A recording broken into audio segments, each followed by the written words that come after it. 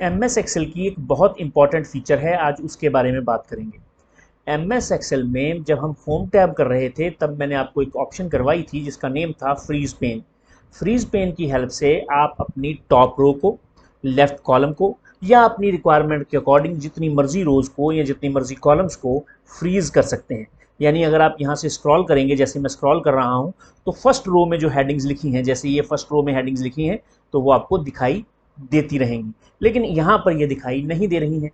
अब ये जो हमारा टेबल है, क्योंकि एक नॉर्मल रेंज है, ना तो इसमें मैंने फ्रीज पेन्स का इस्तेमाल किया हुआ है और ना ही इस रेंज को मैंने अभी टेबल में चेंज किया है। जब हम किसी भी रेंज को टेबल में चेंज करते हैं तो दो प्रॉपर्टीज़ हमें देखने को साफ साफ मिलती हैं। एक, चलो तीन कह लो, क्योंकि एक प्रॉपर्टी तो ये दिखती है कि इसकी फॉर्मेटिंग अच्छे से हो जाती है, बैंडेड रोज वगैरह लग जाती हैं। दूसरा ये है कि वहाँ पर हमारे पास फिल्टर्स ऑटोमेटिकली लग जाते हैं। तीसरी एक और प्रॉपर्टी होती है, और वो जो ये होती है कि ये जो पर्टिकुलर रो है, ये हमारी रो फ्रीज हो जाती है।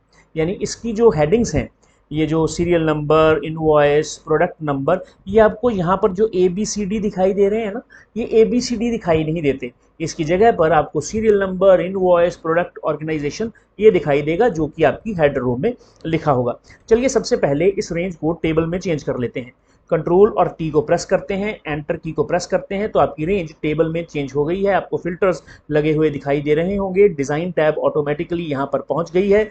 और अब मुझे ये देखना है कि इस पर्टिकुलर टेबल में हेडर रो जो है वो मुझे किस तरह दिखाई देती रहती है।